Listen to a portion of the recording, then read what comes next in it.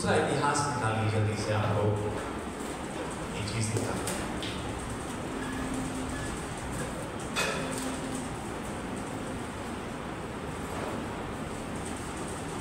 पहला अध्याय और उसकी पहली आयत देखिए, आपको मजा आने वाला है। जब कभी कुछ अच्छा खाने को मिल जाता है तो क्या बोलते हैं, मजा आ गया, मजा आ गया। कई बार घर में सब्जी कोई बहुत अच्छी बन जाती है, दाल बहुत अच्छी बन जाती है तो बोलते हैं मजा आ गया। और किसी किसी को चाय में बहुत मजा आता है, कहीं चाय बहुत बढ़िया मिल जाती है तो बोलते हैं, क्या बोलते हैं, मजा आ गया। आइए पहली आयत को पढ़िए। दाऊद का पुत्र सुलेमान राज्य में स्थिर हो गया। समझ में नहीं आया, दाऊद का पुत्र सुलेमान राज्य में स्थिर हो गया। दाऊद का पुत्र सुलेमान राज्य में स्थिर हो गया और उसका परमेश्वर यहोवा उसके संग रहा और उसको बहुत ही बढ़ाया। हालेलुया। वो परमेश्वर सुलेमान के संग रहा और उसको बहुत ही बढ़ाया। और तेरी दुआ है जो परमेश्वर की उपस्थिति हमें से हर एक के साथ बनी रहे। हम लोग दुनिया में बढ़ना चाहते हैं और बुरा नहीं है, लेकिन अगर आप वाकई में बढ़ना चाहते हैं तो आपको परमेश्वर की उपस्थिति की जरूरत है। You need God. आपको चाहिए कि परमेश्वर आपके साथ है। यदि परमेश्वर आपके संग रहेगा तो वो आपको बढ़ाएगा। अपनी तिगड़म से, जुगाड़बाजी से, पहुंच का इस्तेमाल करके आप जितनी भी कोशिश कर लें वो चीज़ स्थायी नहीं होगी, वो चीज़ टिक नहीं पाएगी। लेकिन अगर आप वाकई में बढ़ना चाहते हो, आपको ज़रूरत है कि परमेश्वर आपके संग रहे। हम लोग गीत गा रहे थे, सेनाओं का यहोवा हमारे संग संग है। और वो परमेश्वर का साथ में होना एक बहुत बड़ी बात है। It's a big big thing to be, कि परमेश्वर आपके साथ हो, एक बहुत बड़ी बात है। उस परमेश्वर का आपके साथ होना एक बहुत बड़ी बात है। It's a blessing, it's a biggest blessing कि वो परमेश्वर आपके साथ साथ आपके संग संग बना रहे। इस्राएलियों के साथ वो परमेश्वर जब बना रहा, जब उन्हें भूख लगी आसमान से मन्ना बरसा दिया। जब उनका मन हुआ आज पापा नॉनवेज खाने का मन कर रहा है तो आसमान से बटेरों का इंतजाम कर दिया। पापा गर्मी लग रही है, दिन की धूप में वो बादल बन गया। रात में पापा अंधेरा हो रहा है, दिख नहीं रहा है, डर लग रहा है, तो वो आग का खंभा बन गया। वो परमेश्वर है। जब वो आपके संग संग है तो वो बहुत बड़ी आशीष है। Does not matter if you have money in your pocket. आपकी जेब में पैसा हो या ना हो, ये बहुत बड़ी बात नहीं है।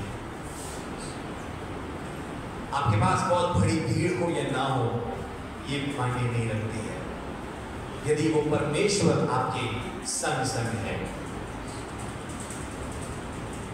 आइए आगे बढ़ते हैं। अब हम दूसरा तीमुथियुस की किताब निकाले,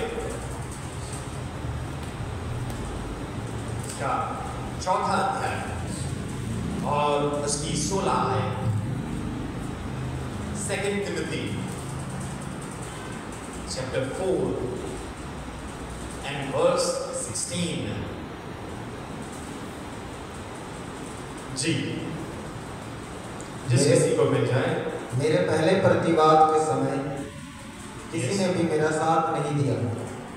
किसी ने भी मेरा साथ नहीं दिया। फिर से मेरे पहले प्रतिवाद के समय, मेरे पहले प्रतिवाद मेरे पहले प्रतिवाद इस समय किसी ने भी मेरा साथ नहीं दिया। किसी ने भी मेरा साथ नहीं दिया, वरन सब ने मुझे छोड़ दिया था। और सब ने मुझे छोड़ दिया था। इंग्लिश में लिखा हुआ है no one stood with me। मेरे साथ कोई भी खड़ा नहीं था और सब ने मुझे छोड़ दिया। भला हो, थैंक यू। और कई बार यही स्टेटमेंट मेरा और आपका पता होता है। हम लोगों ने जाने कितने बार हमारे हमने की बात बोली है, no one is stood with me। जब मैं संकट में था, जब मैं बीमार में था, जब मैं तंजीर में था, मेरे साथ कोई खड़ा नहीं हुआ और सबने मुझे छोड़ दिया। मेरे अपने रिश्तेदारों ने मुझे छोड़ दिया, मेरे दोस्त ने मुझे छोड़ दिया। हो सकता है आप भी कुछ ऐसा अनुभव कर रहे हो, no one is stood with me। कोई भी मेरे साथ नहीं खड़ा हुआ, कोई भी मेरे साथ नहीं रहा। जब मैं मुश्किल दौर से गुजर रहा था, गुजर रही थी, कोई भी मेरे साथ नहीं खड़ा रहा। सबने मुझे छोड़ दिया, सबने मुंह मोड़ दिया। हो सकता है आप भी कुछ ऐसा अनुभव कर रहे हैं, लेकिन आपको बताना मांगता हूं प्रियो, परमेश्वर ने आपको अपने रूप और अपनी समानता में बनाया है। परमेश्वर ने आपको आशीष किया है। परमेश्वर ने आपको अपनी संतान होने का अधिकार दिया है। परमेश्वर ने आपको अगुवे बनाया है। You are leaders of Christ. आपको मालूम है परमेश्वर ने आपको अपने लीडर्स के रूप में तैयार किया है। आप साधारण लोग नहीं हैं, आप अलग किए हुए लोग हैं। You guys are champion. आप परमेश्वर के विजयी लोग हैं, आप परमेश्वर के जीते हुए लोग हैं। आपको परमेश्वर ने चैंपियंस बनाया है, आप परमेश्वर के अगुवे हैं। You are leaders. परमेश्वर ने आपको चैंपियन बनाया है, परमेश्वर ने आपको लीडर बनाया है। हम लोग एक ट्रेनिंग कर रहे हैं अभी, है ना, चंडीगढ़ में ट्रेनिंग और उसमें 5 मॉड्यूल है। पहला मॉड्यूल क्या है उसका? हाँ जी, सुसमाचार, इवैंजलिज्म। पहला मॉड्यूल है सुसमाचार, दूसरा डिसाइपलशिप। सुसमाचार, जब एक व्यक्ति सुसमाचार सुनता है क्या होता है? जब वो सुसमाचार को ग्रहण करता है तो क्या होता है? वो विश्वासी बनता है। पहला मॉड्यूल सुसमाचार, व्यक्ति ने सुसमाचार सुना, विश्वासी बन गया। उसके बाद दूसरा मॉड्यूल क्या है? चेला, जो सिखाई जाती है, बाकी शिक्षा जो यीशु मसीह ने दी है, वो चेला तैयार होता है। फिर थर्ड मॉड्यूल क्या है? मेंबरशिप, सदस्यता। जब वो चेला बन जाता है उसके बाद वो कलीसिया का सदस्य बनता है। He becomes a member of body of Christ। मैं लोकल चर्च की बात नहीं कर रहा हूँ, लेकिन मैं आसमान कलीसिया की बात कर रहा हूँ। श्री यीशु मसीह लेने आएगा सर्वव्यापी कलीसिया, that one body of Christ, वो उसका सदस्य बनता है। फिर उसके बाद फोर्थ मॉड्यूल क्या है? लीडरशिप, अगुवा। जब आप एक प्रभु यीशु मसीह की देह का सदस्य बन जाते हैं, you become sheep of that shepherd। आप उसकी भेड़ बन जाते हो। उसके बाद जो अगला कदम होता है वो आपको अगुवा बनाता है। आप एक लीडर बनते हो, एक अगुवे बनते हो। और उसके बाद 5वां मॉड्यूल क्या है? मल्टीप्लिकेशन। उसके बाद जब आप अगुवे बन जाते हो फिर आप मल्टीप्लाई होना शुरू करते हो, बढ़ना शुरू होते हो। यही आशीष तो परमेश्वर ने अदम की वाटिका में आदम और हव्वा को दी थी ना, मल्टीप्लाई एंड रूल। दुनिया में रूल करने के परमेश्वर ने ये अधिकार दिया है, आशीष दी है। आप सब, परमेश्वर ने आप लोग अगुवा बनाया है। आप लोग साधारण लोग नहीं है, लेकिन आप लीडर्स हैं। बोलिए, मैं एक लीडर हूँ, मैं एक अगुवा हूँ, मैं एक अगुवा हूँ। I am a leader, I am a leader। आपको मालूम है दुनिया में ऐसे बहुत से लोग हैं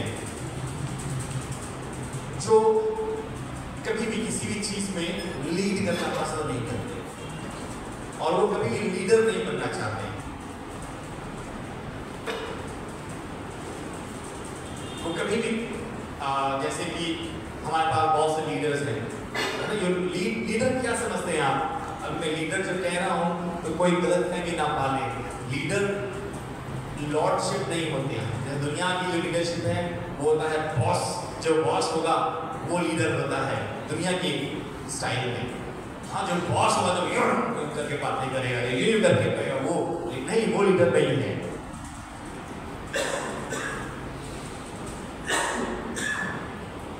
लेकिन हम बात करें यीशु मसीह के स्टाइल की, प्रभु के राज की। लीडर वो है जो पहले कदम उठाता है, जो आगे बढ़ता है। यहाँ बहुत से लोग हैं जो लीड करते हैं। जब देखा उन्हें कि चर्च में साउंड है लेकिन लगाने के कोई नहीं, उन्होंने बोला हम लीड करेंगे, I will be a leader, हम आएंगे जल्दी, हम साउंड सेटअप करेंगे। कुछ लोगों ने बोला कि हम चर्च में जल्दी आएंगे और यहाँ पे सब चीज कारपेट वगैरह कुर्सी वगैरह हम सेट करेंगे। आप लीडर्स हैं, आप लीडर हैं। ये लीडरशिप क्वालिटी है, लीड करना, जिम्मेदारी लेना। आप लीडर हैं। बहुत से ऐसे लोग हैं जो कभी भी जिम्मेदारी नहीं लेंगे। वो लोग बोलेंगे नहीं हम ऐसे ही बस ठीक है, हम समय से आएंगे बैठेंगे और वो, लेकिन कमियां बहुत निकाले। आपकी जो टीम है ना, उन्होंने कुर्सी देखो ढंग से लगाई नहीं है, उन्होंने तो साउंड ढंग से, डीजे ने तो सीटियां मार रहा था, इतना वो कर रहा था, क्या बच्चे हैं आप ऐसे। बहुत से ऐसे लोग होते हैं दुनिया में, वो खुद कभी कुछ जिम्मेदारी नहीं लेना चाहेंगे लेकिन वो कमियां निकालने में नंबर 1 रहेंगे। कमियां निकालेंगे, कमियां निकालेंगे। जब आप कुछ अच्छा करोगे और उसमें थोड़ी भी कमी रह जाएगी, उसमें कमियां निकालेंगे। खुद नहीं करेंगे लेकिन कमियां निकालेंगे, पूरी दुनिया को बता देंगे, पूरी दुनिया के सामने अपना सिक्का जमाएंगे, देखो हमें उनसे ज्यादा आ रहा है, हमें उनसे ज्यादा पता है। वो दिखाएंगे लेकिन खुद वो करेंगे नहीं। उसे दुनिया के सामने बताएंगे कि देखो उनसे ज्यादा हमको आता है, देखो उन्होंने इसलिए ये कमी हुई है, उन्होंने इसलिए गलत कर दिया, और खुद नहीं करेंगे। यहाँ बच्चे गीत गाते हैं, कई बार गीत ऊपर नीचे हो जाते हैं। कुछ लोग होंगे हाँ मुझे तो खाना ही नहीं आता, उसने ना यहाँ पे ये कर दिया था, ऐसा कर दिया था, इसलिए गलत कर दिया। और खुद कभी खड़े नहीं होंगे शुक्रगुजारी के लिए, कभी आज तक उन्होंने सॉन्ग नहीं गाया होगा लेकिन दूसरों के लिए कमियां निकालेंगे। ऐसे लोग दुनिया में पाए जाते हैं। जब आप कुछ अच्छा करने के लिए आप कदम बढ़ाओगे, जरूरी नहीं है जब आप पहला कदम बढ़ाओगे कोई भी चीज करो तो वो बिल्कुल परफेक्ट हो। उदाहरण के तौर पे जब पहली बार खाना बनाओ तो जरूरी नहीं है खाना बिल्कुल परफेक्ट हो, लेकिन आपने प्रयास किया, आपने लीडरशिप क्वालिटी दिखाया, आपने कम से कम जिम्मेदारी ली, आपने कहा मैं बनाऊंगा या बनाऊंगी, आपने अच्छा किया। लेकिन बहुत से लोग हो सकता है आपकी आलोचना करें, आपका साथ ना दे, आपके साथ खड़े ना हो, ऐसा हो सकता है। आपको बताऊं कि आप जो जिम्मेदारी लेने वाले हैं, आप जो अगुवाई करने वाले लोग हैं, जो पहले जिम्मेदारी लेते हैं, आप हमेशा जिंदगी में उनसे ज्यादा अचीव करोगे, आप उनसे ज्यादा सफल बनोगे अपनी जिंदगी में, क्योंकि आप अगुवाई करते हो, आप लीड कर रहे हो, आप दूसरों के साथ काम कर रहे हो।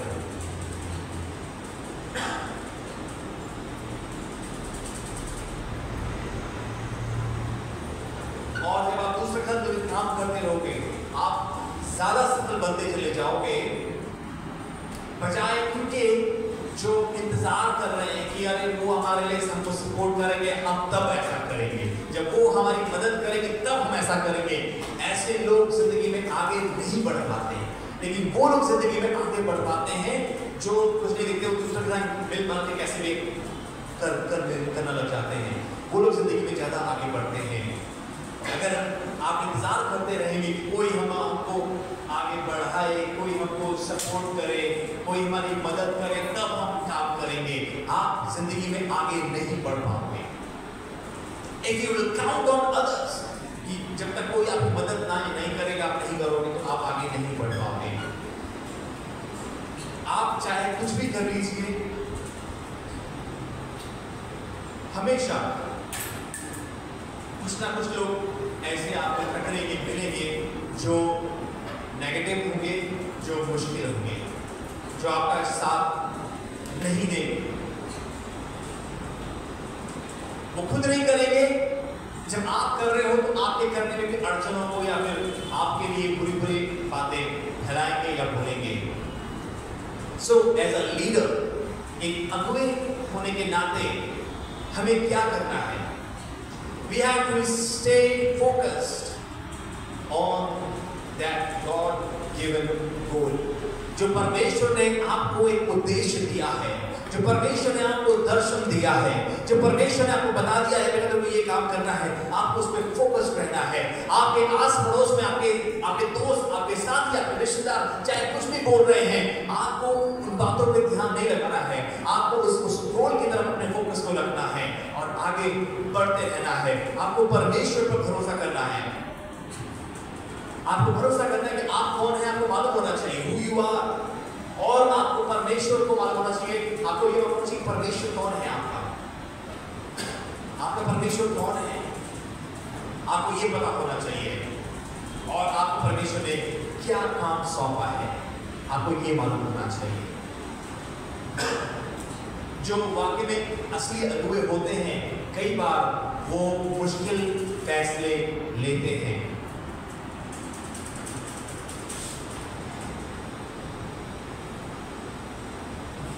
कई बार उनको डिफिकल्ट डिसीजंस लेने होते हैं और कई बार आपको भी कठिन फैसले लेने होंगे। हो सकता है जो आपके कठिन फैसले हैं वो आपको उतना पॉपुलरिटी ना दे, वो आपको उतना नाम ना दे, आपको उतनी शोहरत ना मिले, लोग आपकी शायद तारीफ ना करें, ऐसा हो सकता है। लेकिन जो रास्ता आपको सफलता की तरफ लेके जाएगा, वो कई बार उसमें आपको अकेले चलना पड़ेगा। जरूरी नहीं उस मार्ग में बहुत से दोस्त आपके साथ साथ चले, जरूरी नहीं। मैंने किताब पढ़ी थी जब हम लोग कीनिया में थे, लीडरशिप इन पाइपलाइन। जब आपके लीडरशिप का स्तर बढ़ता है, आपको उतना ही ज़्यादा अकेला महसूस होता है। आपको दिखेगा कि जब आप अगुवाई करना शुरू करते हो, when you start a journey, आपके बहुत से मित्र होते हैं, लेकिन जैसे जैसे आपका लीडरशिप का स्तर बढ़ता है, आप अकेले होना शुरू हो जाते हो। क्योंकि वो मार्ग जो आपको सफलता की तरफ ले जाता है, कई बार उसमें आपको अकेला चलना पड़ेगा, क्योंकि वो कठिन फैसले हर कोई नहीं ले सकता।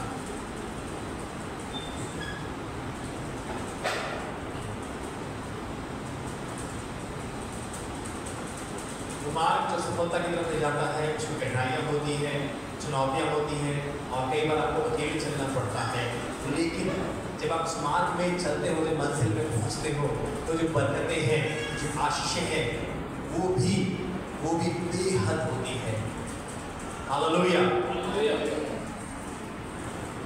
पौलुस ने इस बात को लिखा कि कोई भी मेरे साथ खड़ा नहीं हुआ, Nobody stood with me, और सब लोगों ने मुझे छोड़ दिया। लेकिन अब आगे बढ़ते हैं, 16, 17, 18 पढ़ेंगे। हम लोग पढ़ रहे हैं दूसरा तीमुथियुस उसका 4वां अध्याय और उसकी 16, 17 और 18 जी। मेरे पहले प्रतिवाद के समय किसी ने भी मेरा साथ नहीं दिया। जब मैं परमेश्वर की मर्जी पूरे करने के लिए आगे बढ़ रहा था, किसी ने मेरा साथ नहीं दिया, कोई मेरे साथ नहीं खड़ा हुआ जी। वरन सब ने मुझे छोड़ दिया जब मैं परमेश्वर की मर्जी पूरा करने के लिए, जिस दिशा में परमेश्वर मुझे चाहता था कि मैं करूं, जब परमेश्वर चाहता था कि मैं चर्च में काम करूं, जब परमेश्वर चाहता था कि मैं चर्च में अपनी गवाही पूरी दे दूं, जब परमेश्वर चाहता था कि चर्च में बाजे बजाऊं, जब परमेश्वर चाहता था कि चर्च में प्रचार करूं, जब परमेश्वर चाहता था चर्च में गीत गाऊं, ऐसे में मुझे सबने छोड़ दिया। भला हो कि इसका उनको लेखा न देना पड़े,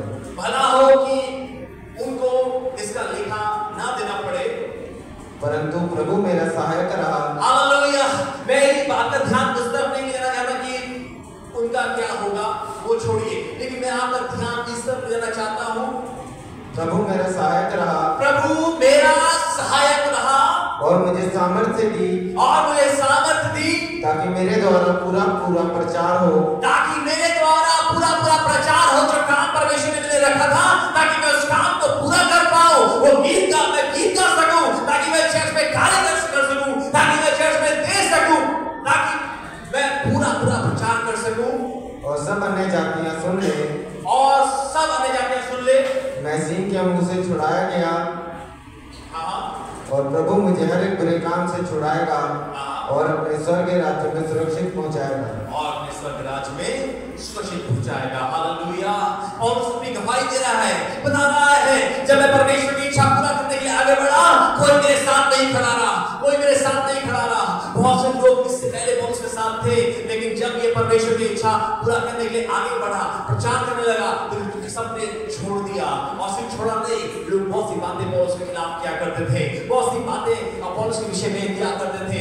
आज जब आप परमेश्वर की मर्जी को पूरा करने के लिए मैदान में उतरोगे प्रियो, हो सकता है आपके रिश्तेदार आपकी चुगलियां करें, हो सकता है आपके मित्र आपके बारे में बातें बनाएं, हो सकता है आपको निराश करने के लिए आपके घर वाले बहुत सी बातें बोलना शुरू कर दें। लेकिन आपको बताना मांगता हूं प्रियो, कोई आपके साथ खड़ा हो या ना हो, लेकिन जो परमेश्वर आपके संग है, वो आपको सामर्थ देगा, वो आपकी पग पग में सहायता करेगा। Because all that matters is presence of God. यदि परमेश्वर की उपस्थिति आपके साथ है प्रियो, आपको किसी और की आवश्यकता नहीं है। उस मार्ग पे जिसमें परमेश्वर की इच्छा को पूरा करने के लिए चलना पड़ता है, कई बार आपको अकेले चलना पड़ेगा, कई बार आपको मुश्किल फैसलों को लेना पड़ेगा।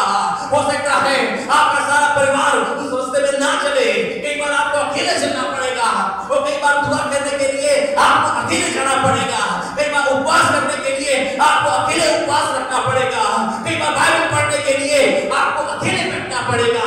जरूरी नहीं है कि आपके सारे रिश्तेदार, आपका सारा परिवार, आपके सारे मित्र आपका साथ दें। You will have to stand alone. परमेश्वर की मर्जी को पूरा करने के लिए आपको अकेले ही आगे बढ़ना पड़ेगा, आपको अकेले ही कदम बढ़ाने पड़ेंगे, और परमेश्वर आपके संग रहेगा, वो आपको कुव्वत देगा, वो आपकी सहायता करेगा। Hallelujah, hallelujah. जब दूसरे आपको छोड़ देते हैं प्रियो, वो परमेश्वर आपके साथ खड़ा रहता है, वो परमेश्वर की उपस्थिति आपके साथ बनी रहती है, वो आपको स्ट्रेंथन करता है, वो आपको सामर्थ्य देता है, आपको बल देता है, आपको छुड़ाता है। आपको मालूम है जब आप परमेश्वर की मर्जी को पूरा करने के लिए मार्ग में बढ़ते हो, मुश्किलें आएंगी, लेकिन वो परमेश्वर आपके साथ साथ रहेगा और उन मुश्किलों के चुंगल से आपको छुड़ाएगा। He will deliver you. वो आपको बचाएगा, आपको छुड़ाएगा और आपको प्रतिफल देगा। आप अपना प्रतिफल पाओगे। आज की सुबह मैं आप में हर एक जन में मैं एक लीडर देख रहा हूँ। आप में एक अगुवा है, आप में एक लीडर है, आप में एक चैंपियन है, परमेश्वर के शूरवीर योद्धा हैं आप। You are a leader. और परमेश्वर ने आपको बुलाया है। God has called you to love. परमेश्वर ने आपको बुलाया है प्रेम के लिए। परमेश्वर ने आपको बुलाया है कि आप दूसरों के साथ प्रेम पूर्वक कार्य करें। आपको परमेश्वर ने बुलाया है कि आप दूसरों की मदद करें, दूसरों के साथ काम करें, परमेश्वर की मर्जी को पूरा करें। God has called you.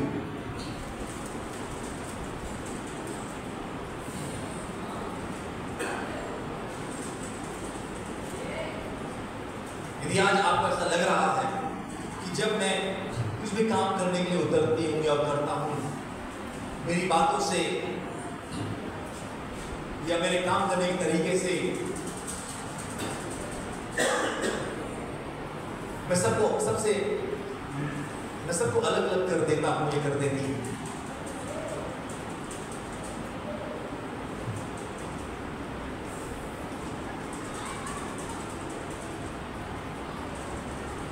जब मैं काम करने के लिए उतरती हूँ, मेरी लड़ाई हो जाती है, मेरी दुख में हो जाती है, मेरे शब्दों से लोग निराश हो जाते हैं, ये काम बिगड़ने लगते हैं, गैप्स आने लगते हैं,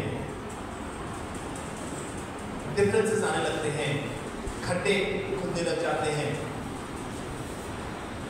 ऐसे में परमेश्वर से बुद्धि मांगिए।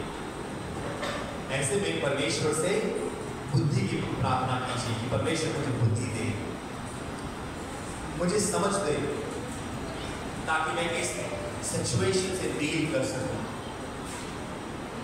आपको वापस लेना चाहता हूं पहले इतिहास में।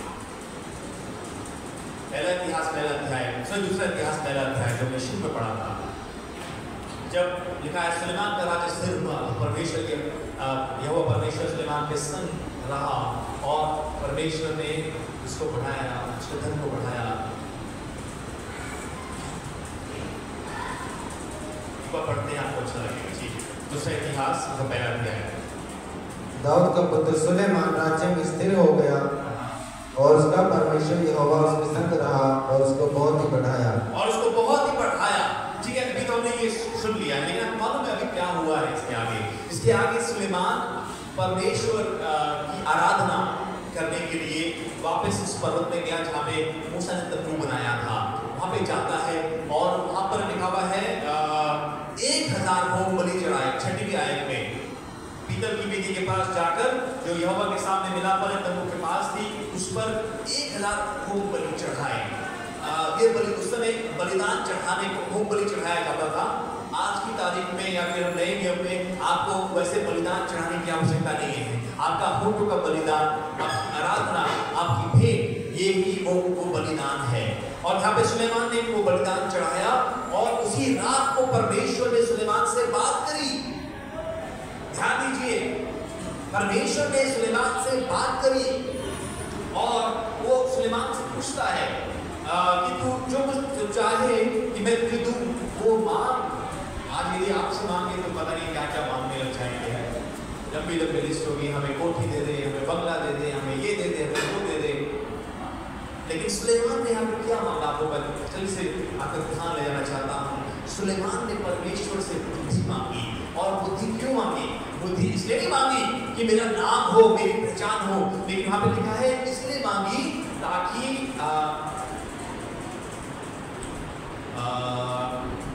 इसकी 9 आयत में जो वचन तूने मेरे पिता ऐसी प्रजा का राजा बनाया है जो भूमि की धूल के कीटों के समान है। इतनी बड़ी प्रजा का राजा बनाया सुलेमान को, परमेश्वर ने राजा बनाया और जो प्रजा थी वो बहुत बड़ी प्रजा थी। और कैसे में लिखा हुआ है कीटों के समान है।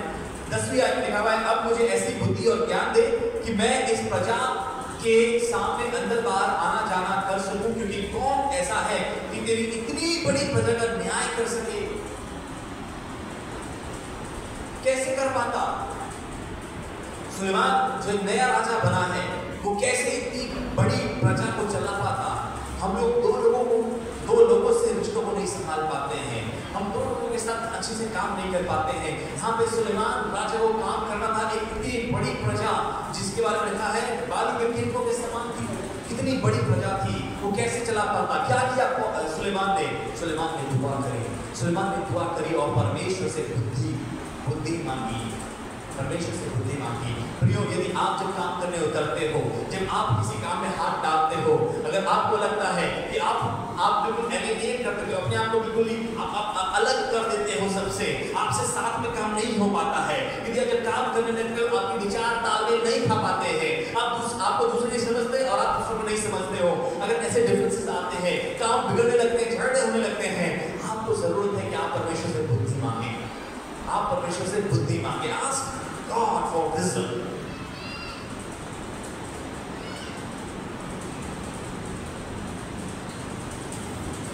Ask God for wisdom.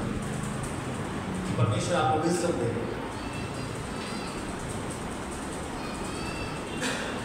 लेकिन फिर भी कई बार ऐसा होता है, कई बार ऐसा होगा कि लोग आपको एक्सेप्ट नहीं करेंगे या कि लोग आपके साथ खड़े नहीं होंगे। जिस प्रकार से जब पौलुस परमेश्वर की मर्जी पूरा करने के लिए उतरा तो लोग उनके साथ खड़े नहीं हैं, सबने छोड़ दिया, सबने मुंह मोड़ दिया। और ऐसा हो सकता है कि आप भी ऐसी परिस्थिति का सामना करें। जब कभी आपके जीवन में ऐसी परिस्थिति आए, एक बात याद रखना, और इस बात के साथ में आज मैं एंड करूँगा, समाप्त करूँगा। और वो बात ये है, जब आपके पास और कोई ना बचे, जब आपके साथ और कोई ना बचे, याद रखना कि परमेश्वर आपके साथ है। याद रखना कि परमेश्वर के साथ है। और आप जब इस बात को जान जाओगे, जब आपके अगर मालूम चल जाएगी, आप बाद में इस बात को पहचान पाओगे कि परमेश्वर ही काफी है। Does not matter। पौलुस के साथ कोई भी था, लेकिन परमेश्वर उसके साथ साथ बना था और परमेश्वर ही काफी था। हालेलुया, परमेश्वर ही काफी था उसको बचाने के लिए, उसको साहस देने के लिए, उसको सामर्थ्य देने के लिए। और जो कार्य परमेश्वर ने उसमें निर्धारित किया था उस काम को पूरा करने के लिए, वो परमेश्वर ही काफी था। हालेलुया। आज मुझे नहीं पता, हो सकता है आप शायद आप बहुत तन्हाई वाले वक्त से निकल रहे हो। आपको लगता है कि मैं बहुत अकेला पड़ गया हूँ, कोई मेरा साथ नहीं देता, कोई मुझे नहीं समझता, कोई मेरे साथ नहीं देता, कोई मुझे नहीं समझता, कोई मेरी सपोर्ट नहीं करता। जब मैं कहता हूँ कि ऐसा करना है, कोई मेरी बात को नहीं मानता, कोई मेरे विचारों से मैच नहीं करता है, मैं बहुत अकेला हो गया हूँ, अकेली हो गई हूँ। आपको जरूरत है ये बात को जानने की कि परमेश्वर आपके साथ है। अगर वो कार्य जो आप करना चाह रहे हो, यदि वो परमेश्वर ने आपको दिया है, then God is with you। परमेश्वर के संग है और परमेश्वर ही काफी है कि आप उस काम को पूरा कर पाए। परमेश्वर आपको ताकत देगा, बल देगा, आपको बचाएगा, आपको छुड़ाएगा। वो परमेश्वर ही आपके लिए काफी है। वो परमेश्वर जब आपके संग रहता है, you don't need anything else। जब परमेश्वर आपके साथ साथ रहता है, आपको और चीज़ों की जरूरत नहीं है। नहमिया के बारे में आपने पढ़ा होगा बाइबल में, खाली एक राजा को पानी पिलाने वाला व्यक्ति, राजा को पानी पिलाने वाला व्यक्ति, लेकिन एक परमेश्वर ने उसको एक टास्क दिया, परमेश्वर ने उसे एक काम दिया, एक दर्शन दिया। क्या काम था वो, किसी को मालूम है?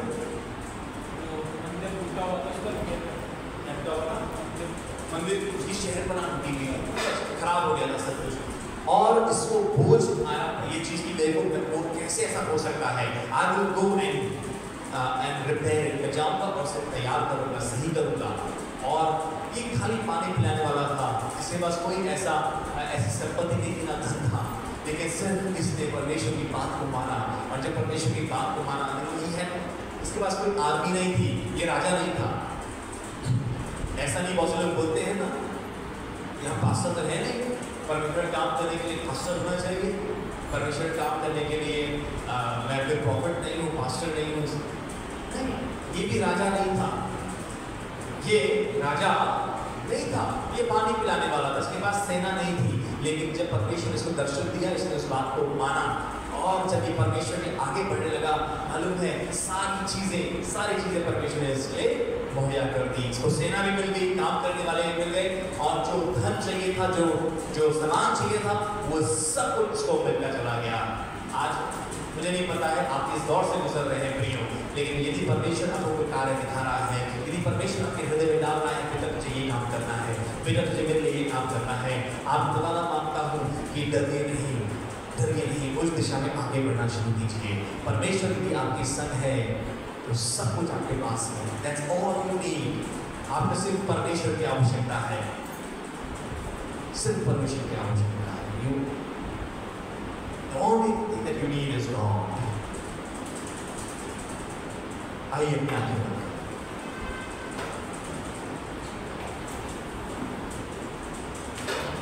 Thank you Jesus।